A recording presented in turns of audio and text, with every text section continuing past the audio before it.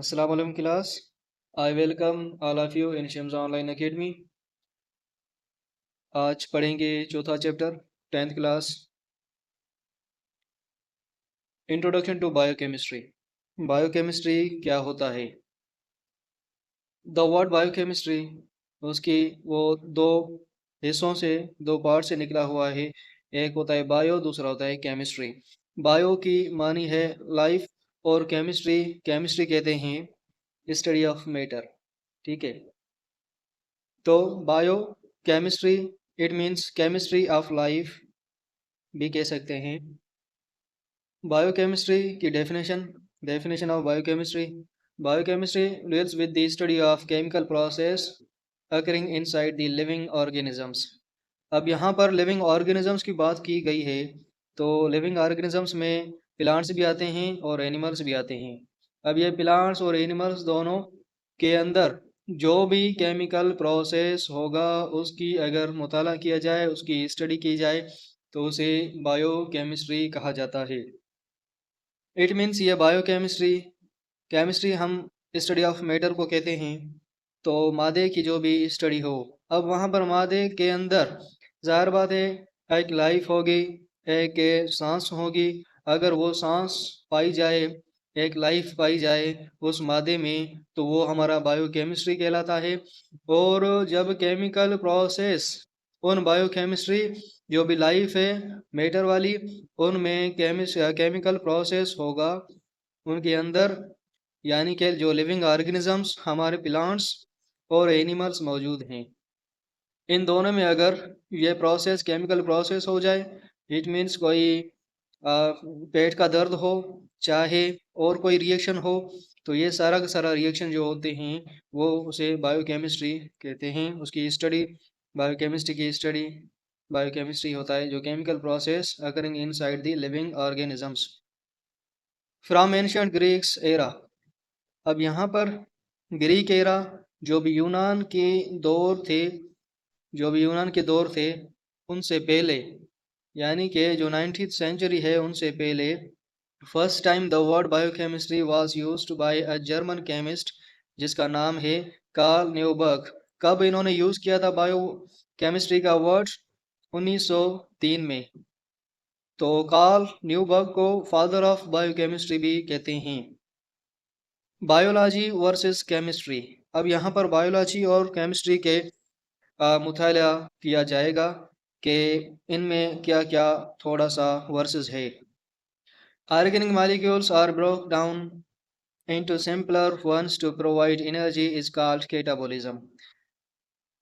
जो भी organic molecules हैं वो छोटे से ज़र्रात में टूट जाएं, छोटे से जब ज़र्रात में टूट जाए, सिंपल हो जाएं, और वो प्रोवाइड क्या करें, एनर्जी दें, ताकत दें, तो उस टर्म को कहा जाता है कैटाबॉलिज्म। जबकि others are transformed into complex organic compounds to store energy is called anabolism। अब यहाँ पर जो भी अदर्स जबकि जो भी अदर्स होंगे ऑर्गेनिक मॉलिक्यूल्स, और वो ट्रांसफॉर्म हो जाएंगे किसमें? कॉम्प्लेक्स ऑर्गेनिक कंपाउंड्स में। अब वो ट्रांसफॉर्म क्यों हो जाते हैं? क्योंकि यहाँ पर उनको स्टोर करने के लिए एनर्जी होती है। तो एनर्जी को यहाँ पर क्या करेंगे? स्टोर करेंगे। जब एनर्जी स्टोर हो तो उसे एनाबॉलिज्म कहा जाता है।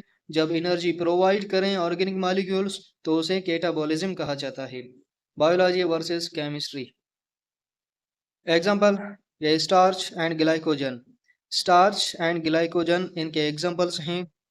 स्टार्च जो निशास्ता होता है, जो जिसे एनिमल स्टार्च भी कहा जाता है, ग्लाइकोजन को एनिमल स्टार्च कहा जाता है, और ये स्टार्च पाया जाता है जो हमारा निशास्ता है वहाँ पर पाया जाता है। तो यहाँ ये आई थिंक ब्लड जो होती है उसमें ये पाया जाता है। तो एग्जाम्पल इनका है स्टार्च एंड ग्लाइकोजन। कार्बोहाइड्रेट्स। अब यहाँ पर कार्बोहाइड्रेट्स क्या होते हैं देखते हैं definition. It is a naturally occurring compounds which is an important component of our food. ये खुद कार्बोहाइड्रेट्स कुदरती पाए जाते हैं, और ये कुदरती पाए जाते हैं, तो ये जो हैं एक ख़ास कंपोनेंट होते हैं। किसके लिए? हमारी बॉडी के लिए। जब हमारी बॉडी के लिए कार्बोहाइड्रेट्स पाए दिए जाएँगे, तो हमारी बॉडी ग्रोथ करेगी, हमारी बॉडी उनसे फ़ायदा हासिल करेगी, हमारी बॉडी को एनर्जी मिलेगी।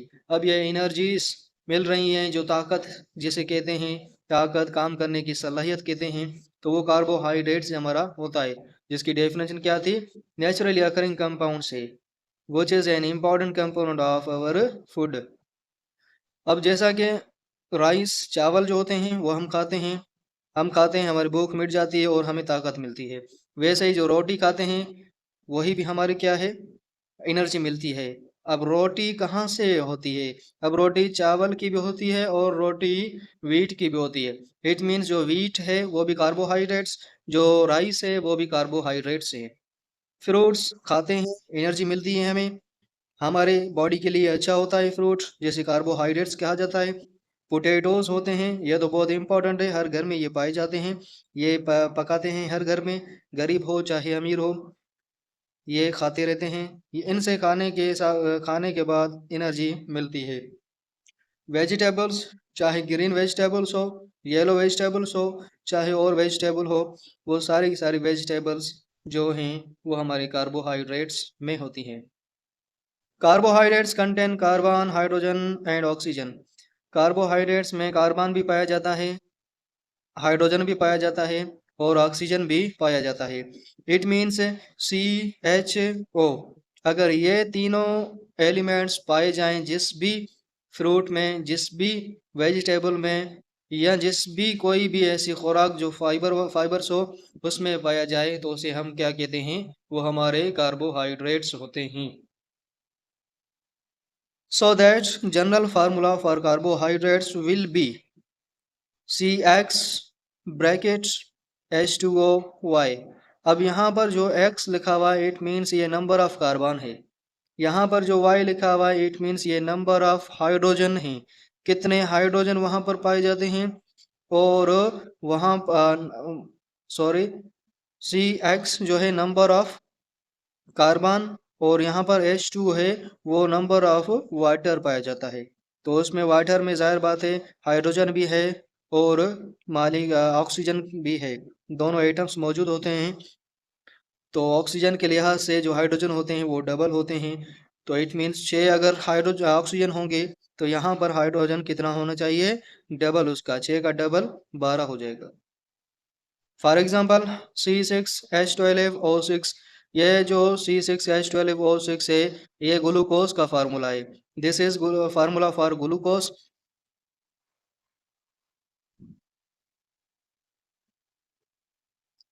Carbohydrates, carbohydrates are polyhydroxy compounds, at least one aldehyde or ketone or functional group attached। तो सेकंड डेफिनेशन और प्रॉपर डेफिनेशन जो हम लेते हैं कार्बोहाइड्रेट्स की, वो हमारी प्रॉपर डेफिनेशन जो है वो है ये वाली। कार्बोहाइड्रेट्स जो होते हैं वो खुद पॉलीहाइड्रोक्सी कंपाउंड्स होते हैं। इट मीन्स पॉली का मतलब है बहुत ज़्यादा, मैनी, और हाइड्रोक्सी का मतलब है OH। हाइड्रोक्सी का मतलब क्या होता है? OH, जिसमें OH ज़्यादा पाए जाए। अब यहाँ पर OH ज़्यादा पाए, OH खुद आपको पता होना चाहिए कि ये क्या है। हमने पहले क्लासेस में पढ़े हैं कि ये जो फंक्शनल ग्रुप्स होते हैं उसमें OH भी एक फंक्शनल ग्रुप होता है, ठीक है, जो अल्कोहल में शामिल होता है वो। तो कार्बोहाइड्रेट्स खुद क्या है? पॉलीहाइड्रोक्सी हैं, पॉलीहाइड्रोक्सी कंपाउंड्स हैं, जबकि एटलीस्ट एक अल्डिहाइड उसमें मौजूद होगा या एक कीटोन उसमें मौजूद होगा। अब अल्डिहाइड और कीटोन जो हैं उनका फार्मूला जो है, जनरल फार्मूला अल्डिहाइड और कीटोन का जनरल फार्मूला, वो हमारा फार्मूला है रेडिकल CHO, जिसमें कार्बन भी है, हाइड्रोजन भी है, ऑक्सीजन भी है। अब ये जो तीनों कंटेंट जिसमें हो तो वो हमारा कार्बोहाइड्रेट्स ही होते हैं। CHO, तो CHO को अल्डिहाइड कहते हैं। इनका अगर स्ट्रक्चर बनाया जाए तो स्ट्रक्चर ऐसा होगा, यानी कि ये जो डैश लगा हुआ ये रेडिकल होता है, ये बीच में कार्बन और ऊपर डबल बॉन्ड के साथ ऑक्सीजन लगा है और यहाँ पर हाइड्रोजन लगा है। अब यहाँ पर जो कार्बन की वैलेंसी है वो शो की जाती है कि इसी वजह से ये सारे के सारे चारों तरफ इसके इर्द गिर्द क्या है? ये अटैच्ड हैं। अब ये अटैच्ड होने के होने की वजह क्या थी? कार्बन की वैलेंसी। अब यहाँ पर कार्बन की वैलेंसी 4 है, तो एक इनसाइड अटैच है एक इलेक्ट्रॉन, एक इनसाइड अटैच है इलेक्ट्रॉन, एक इनसाइड दो इनसाइड अटैच है इलेक्ट्रॉन्स। अब यहाँ पर ये वाला हिस्सा 2 इलेक्ट्रॉन्स मौजूद हैं, ये वाला हिस्सा 2 इलेक्ट्रॉन्स मौजूद हैं, 2 और 2 4 हो गए, और यहाँ पर 4 इलेक्ट्रॉन्स मौजूद हैं। अब यहाँ पर 4 इलेक्ट्रॉन्स मौजूद होने के बाद ये इनका जो ऑक्टेट होगा वो पूरा हो जाएगा और एक दूसरे से एक बॉन्ड बनाएगा, तो चाहे वो सिंगल बॉन्ड हो या डबल बॉन्ड हो या ट्रिपल बॉन्ड हो, जो भी बॉन्ड हो यहाँ पर पाया जाए। तो कीटोन का फार्मूला क्या होता है? Radical COR। कीटोन का फार्मूला रेडिकल COR होता है। अब यहाँ पर radical carbon, double bond, oxygen, और यहाँ पर भी क्या लगा हुआ है? एक रेडिकल लगा है, जिसे हम क्या बोलते हैं? COR। अब यहाँ पर क्या है? दोनों तरफ COR लगा हुआ है। अब यहाँ पर दोनों तरफ COR लगा होता है, इट मीन्स ये क्या है? कीटोन, कीटोन ग्रुप है। तो अल्डिहाइड और कीटोन ये दोनों भी पाए जाएंगे। किस में पाए जाएंगे? वो पाए जाते हैं कार्बोहाइड्रेट्स में। तो जाहिर बात है, it contains hydrogen, carbon and oxygen. तो ये कार्बन, हाइड्रोजन, ऑक्सीजन यही पाए जाते हैं। और जो कार्बोहाइड्रेट्स होते हैं वो उसे पॉलीहाइड्रोक्सी कंपाउंड्स भी कहा जाता है। तो जो एक प्रॉपर डेफिनेशन, जो एक ख़ास डेफिनेशन कहा जाए या एक्चुअल जो डेफिनेशन कहा जाए, वो डेफिनेशन, ये डेफिनेशन एक्चुअल है। इन्हें याद कर लें और जो भी कोई आपसे पूछ ले आप ये बता सकते हैं। तो प्रॉपर डेफिनेशन ऑफ कार्बोहाइड्रेट्स के यही है। एग्जाम्पल इसका, अल्डिहाइड भी ग्रुप मौजूद हो या कीटोन ग्रुप मौजूद हो, इन दोनों से एक कोई ना कोई ग्रुप मौजूद होना चाहिए। और OH जो है, जो OH है वो भी मौजूद होना चाहिए। अब यहाँ पर अल्डिहाइड हो या कीटोन हो, इनके साथ OH भी लास्ट में मौजूद होना चाहिए। OH क्या होता है? फंक्शनल ग्रुप्स होता है। तो ग्लूकोज का जो फार्मूला है, ये ग्लूकोज फार्मूला C6H12O6 जो पहले पढ़ा हमने, वो ग्लूकोज होता है। ग्लूकोज को गैलेक्सोज भी बोला जाता है। गैलेक्सोज क्यों बोलते हैं? क्योंकि उनके पास कार्बन का तादाद कितना है, कार्बन के नंबर हैं, नंबर ऑफ एटम्स कितने हैं, वो 6 होने चाहिए। अब यहाँ पर एक कार्बन, 2, 3, 4, 5, 6, यहाँ पर 6 कार्बन कंप्लीट हो गए, गिने 6 कार्बन कंप्लीट हो गए। अब हम क्या करते हैं? यहाँ पर कार्बन तो 6 कंप्लीट हो गए, अब यहाँ पर ऑक्सीजन गिने, ऑक्सीजन कितने हैं? ऑक्सीजन यहाँ पर 6 होने चाहिए। 1, 2, 3, 4, 5, और यहाँ पर क्या लगा हुआ है? 6। ओके, तो 6 का ऑक्सीजन होने चाहिए। 1, 2, 3, 4, 5, 6, यहाँ पर 6 ऑक्सीजन भी होने चाहिए। अटैच हो गए 6 ऑक्सीजन। अब 12 हाइड्रोजन होने चाहिए इस स्ट्रक्चर में, क्योंकि ये स्ट्रक्चर ऑफ ग्लूकोज है। तो लाजमन ये सारे के सारे पॉइंट्स जो होते हैं वो तो हमें क्या कहते हैं, हाइड्रोजन भी हो, कार्बन भी हो और ऑक्सीजन भी हो। अगर ये सारे के सारे मौजूद है ग्लूकोज में, तो उसका स्ट्रक्चर भी वैसा ही बनना चाहिए ना। तो इस वजह से अब यहाँ पर क्या होगा? अब यहाँ पर देखते हैं, यहाँ पर देखते हैं कि हाइड्रोजन कितने हैं। 1, 2, 2 और 2, 4, 5, 6, 7, 8, 9, 10, 11, 12 पूरे हो गए। तो इट मीन्स यहाँ पर कार्बन भी 6 हैं सीधी लाइन में, और हाइड्रोजन भी कितने हैं? हाइड्रोजन भी 12 हैं कंप्लीट, और ऑक्सीजन भी कितने थे? 12। तो ये कंप्लीट हो गया स्ट्रक्चर ऑफ। अब यहाँ पर अल्डिहाइड ग्रुप यहाँ पर एक मौजूद है, उनके साथ तो फंक्शनल ग्रुप तो मौजूद होगा ही होगा। तो अल्डिहाइड जो ग्रुप है वो यहाँ पर देखें CHO, ये CHO ये क्या है? अल्डिहाइड ग्रुप है।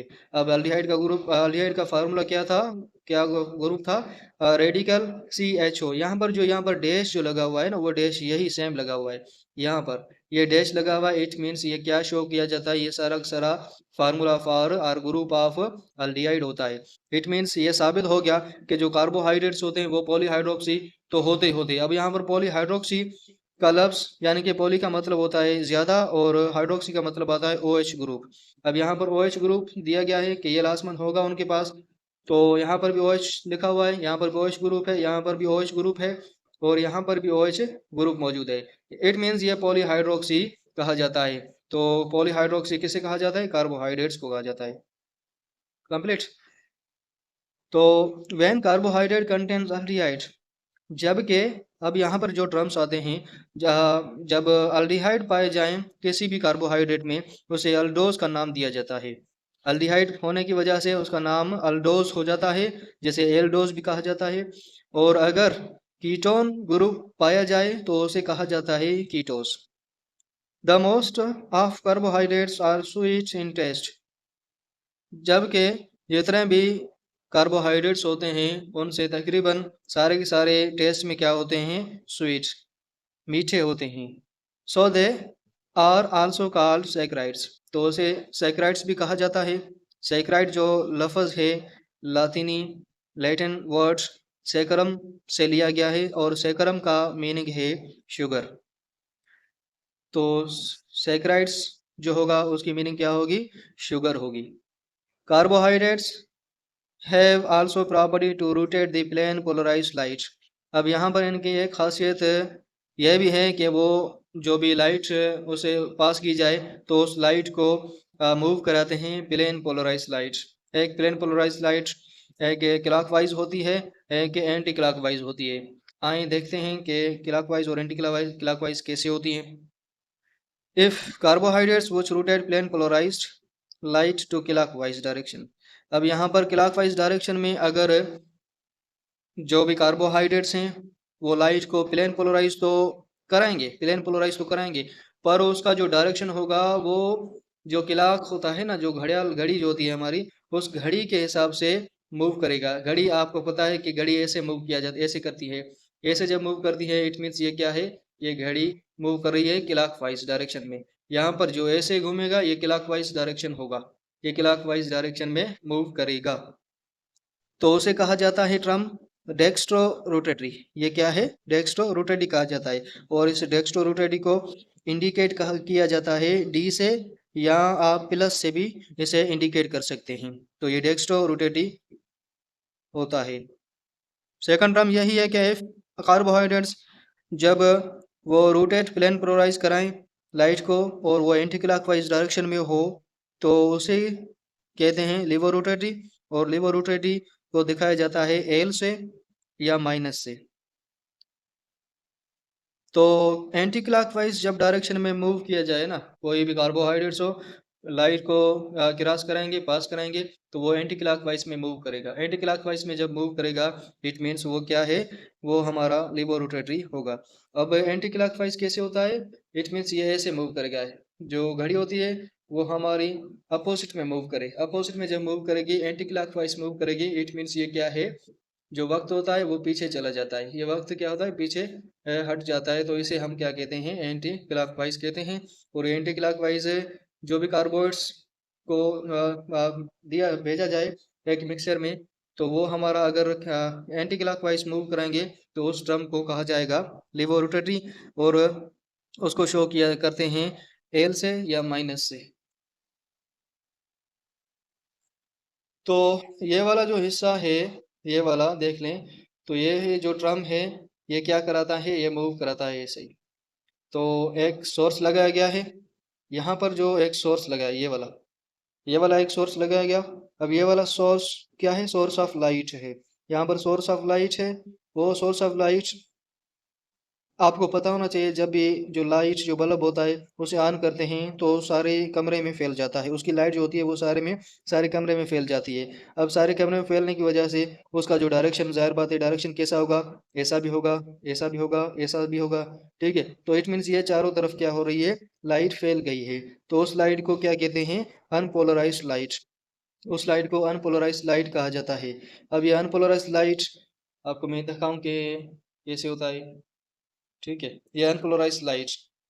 तो ये सोर्स ऑफ लाइट, ये क्रॉस ऐसे क्या होता है, ऐसे होता है जब एक क्रिस्टल से, जो पोलराइजर जिसे कहा जाता है, एक क्रिस्टल फॉर्म, एक शीशा होता है जिसे इस लाइट को क्रॉस किया कराया जाता है। जब ऐसे लाइट को क्रॉस कराओगे तो वो लाइट प्लेन पोलराइज्ड लाइट हो जाएगी। इट मीन्स इसका जो डायरेक्शन होगा ना, वो जैसा भी ये क्रिस्टल होगा उनके हिसाब से इनका डायरेक्शन होगा।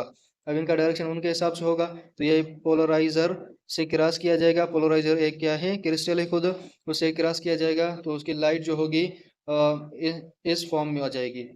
जब इस फॉर्म को एक डब्बा लिए जिसके अंदर ग्लूकोज डाला गया है, जिसके अंदर क्या डाला गया है, ग्लूकोज ग्लूकोज डाला गया है। ये ग्लूकोज जो होता है, जो हरे डब्बे में होता है एक ग्लूकोज, वो एनर्जी सोर्स होता है। जो भी हमारे कार्बोर्ड्स हैं वो एनर्जी देते हैं हमें, हमें पता है, जो पहले इंट्रोडक्शन में पढ़ा था हमने, तो वही इसकी बात भी है। तो ग्लूकोज जो है, ग्लूकोज खुद इस डब्बे में दिया डाला गया, और इस डब्बे में डालने के बाद उसको उसको देखा गया कि जो लाइट क्रॉस हो रही थी, अब ये लाइट क्रॉस हो रही थी वो कैसे मूव हो रही है, ऐसे ऐसे मूव हो रही है, ऐसे। अब ये एंटी क्लॉकवाइज, ठीक है, एंटी नहीं सॉरी, यह क्लॉकवाइज मूव कर रही है, ऐसे क्लॉकवाइज मूव करती जा रही है। यहाँ पर देखिए ये वाला हिस्सा, ये वाला जो हिस्सा है, ये एक एरो लगा हुआ है, ये वाला एरो और ये वाला एरो, ऐसे क्या हो रही है, ऐसे खुद पहले पहले ऐसी थी, ठीक है, पहले ऐसे थी, फिर आहिस्ता आहिस्ता ये ऐसे हो गई, फिर ऐसे हो गई, ऐसे। इट मीन्स ये कैसे मूव कर रही है, ऐसे, ठीक है, ऐसे ही मूव कर रही है। इट मीन्स ये क्लॉकवाइज मूव कर रही है, ऐसे क्लॉकवाइज जब मूव करेगी तो वो लाइट से वो उस कार्बोहाइड्रेट्स को क्या कहा जाता है, लीवो रोटरी कहा जाता है। अब ये लीवो रोटरी ऐसे कहा जाता है। और दूसरा क्या लिखा हुआ है, अब यहाँ पर जो लाइट हमने क्रॉस करवाई, जो लाइट जो रोशनी थी वो क्रॉस करवाई, वो लाइट तो इस फॉर्म में आ गई, ठीक है, अब इस फॉर्म में आ गई।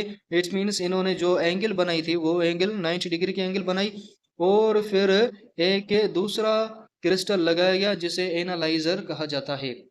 अब एनालाइजर ये लगाया गया तो ये लाइट को क्या करेगा, बताएगा कि लाइट किस डायरेक्शन में मूव कर रही थी। ये हमें खुद यहाँ पर भी पता चलेगा, ठीक है। तो यहाँ पर पहले ऐसे था, ऐसे था, अब इन मिक्सर में डाला गया तो मिक्सर में ऐसे हो गया, ऐसे हो गया, पर यहाँ पर मिक्सर में तो पता नहीं चला ना, अब ऐसे हो गया। अब यहाँ पर पता कि कहाँ पर चलेगा, जो एनालाइजर लगा हुआ है, दो जो वो देखेगा कि यहाँ पर जो लाइट होती है वो कैसे मूव कर रही है और किस डायरेक्शन में है। तो ये 90 डिग्री तो यहाँ पर बना लेगी, तो ये ऐसे इनके पास क्रॉस करेगी, क्रॉस करेगी। तो यहाँ पर जो होगा एक ऑब्जर्वर लगा होगा, ऑब्जर्वर लगा होगा, या कोई भी ऑब्जर्वर होगा जो लाइट को ऐसे देखेगा कि लाइट किस तरफ मूव कर रही है। तो पहले जो लाइट थी उसका जो सोर्स लाइट थी ऐसे थी पहले, उसके बाद इस पोलराइजर से क्रॉस करवाया तो वो लाइट ऐसे ऐसे नजर आई, ठीक है, जिसे प्लेन पोलराइज कहा जाता है। और उस मिक्सचर में डाला गया उसे, यानी कि ग्लूकोज का मिक्सचर था, इसमें डाला गया तो ये क्लॉकवाइज मूव कर ली। अब ये क्लॉकवाइज जब मूव करेगी तो 90 डिग्री ज़ाहिर बात है बनाएगी। फिर एनालाइजर से इसे क्रॉस पास कराया गया, तो पास कराने की वजह से यहाँ पर जो लाइट जो दिखी, वो लाइट किस फॉर्म में आई, वो किस डायरेक्शन में आई, वो हमारी डायरेक्शन क्लॉकवाइज डायरेक्शन में आ गई। तो इसको पता चल गया कि यहाँ पर जो लाइट मूव कर रही है वो क्लॉकवाइज मूव कर रही है जब ग्लूकोज डाल रहा है। तो ग्लूकोज हमारा क्या होता है, ग्लूकोज डेक्स्ट्रो रोटेटरी होता है। फ्रक्टोज जब इसमें डाला जाएगा, यह फ्रक्टोज जब इसमें डाला जाएगा तो फ्रक्टोज जो होता है, फ्रक्टोज लिवर रोटेटरी होता है, फ्रक्टोज लिवर रोटेटरी होता है। और ये फ्रक्टोज लिवर रोटेटरी होने के बाद अब यहाँ पर जो आपको नजर आएगा कि ये जो पहले ये ग्लूकोज डाला गया तो ये क्लॉकवाइज डायरेक्शन में मूव कर रहे थे। अब ये क्या, फ्रक्टोज जब डाला जाएगा ना, ये क्लॉकवाइज मूव नहीं करेगी, तो उसका जो अपोजिट होता है एंटी क्लॉकवाइज वैसे मूव किया जाएगा। अब वो मूव क्यों हो रहा था, पहले लाइट तो क्लॉकवाइज हो रही थी मूव। अब यहाँ पर जो फ्रक्टोज मिक्सचर एक डाला गया इसमें, ठीक है, ये ग्लूकोज जो मिक्सर था वो निकाल गया, वो उससे ये खुद मिक्स नहीं है आपस में।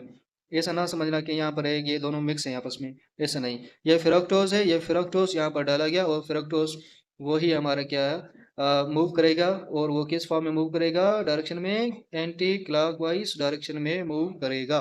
ओके, तो ये लिवर रोटेटरी और डेक्स्ट्रो रोटेटरी को समझाने के लिए बहुत अच्छा एक सोर्स है।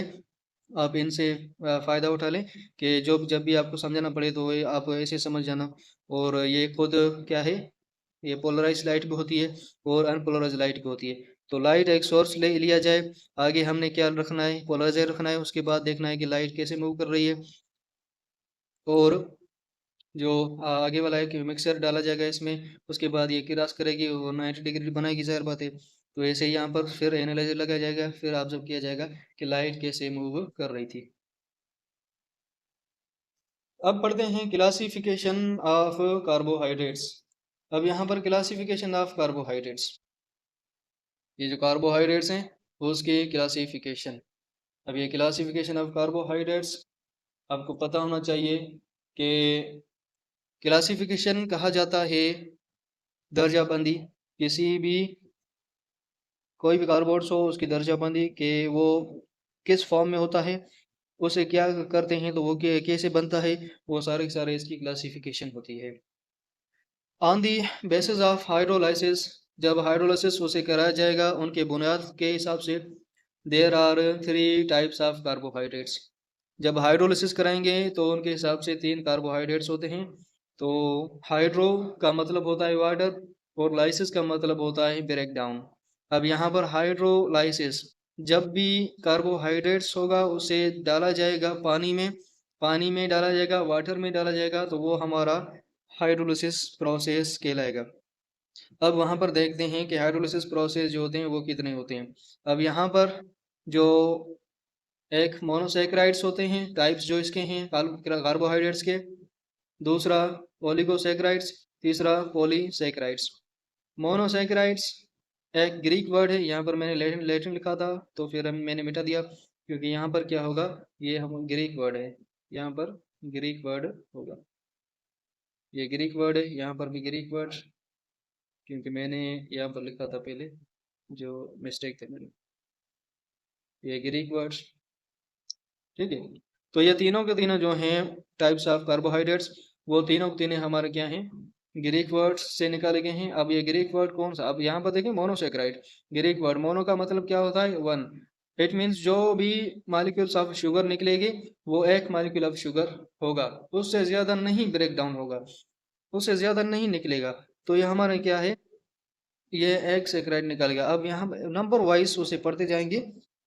ओलिगोसेक्राइड्स वो भी एक ग्रीक वर्ड है, ग्रीक वर्ड ओलिगो से निकला हुआ है, और ओलिगो का मीन जो है वो फ्यू, ओलिगो का मतलब क्या होता है, फ्यू। इट मीन्स यहाँ से जो भी मोनोसेक्राइड्स जो शुगर ऑफ मालिक्यूल तो निकलेंगे, हाइड्रोलिसिस हो जाएंगे, हाइड्रोलिसिस जब हो जाएंगे तो वहां पर भी जाहिर बात है कुछ ना कुछ मालिक्यूल्स ऑफ शुगर निकलेंगे।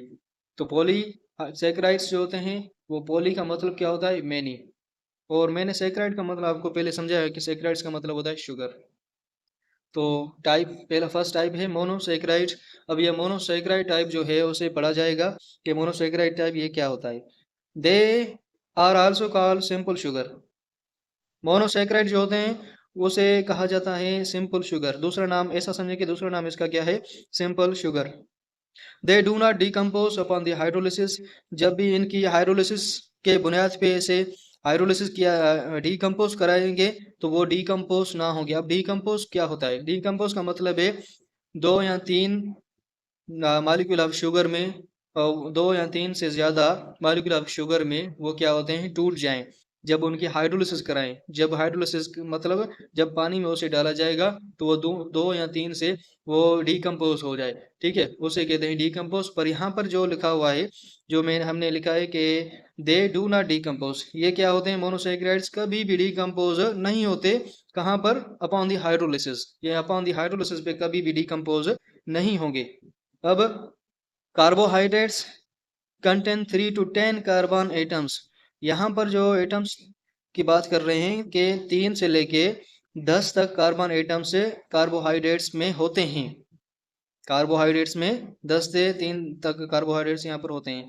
अब यहाँ पर सब डिवाइड किया गया है इंटू, सब डिवाइडेड इंटू, यहाँ पर अगर 3 कार्बन मौजूद हो, कार्बन एटम्स मौजूद हो किसी भी कार्बोहाइड्रेट्स में, उसे उसका नाम रखेंगे ट्रायोस, और 4 होंगे तो टेट्रोस, 5 होंगे तो पेंटोस, 6 होंगे तो हेक्सोस, 7 होंगे तो हेप्टोस, 8 होंगे तो ऑक्टोस, 9 होंगे तो नोनोस, 10 होंगे तो डीकोस।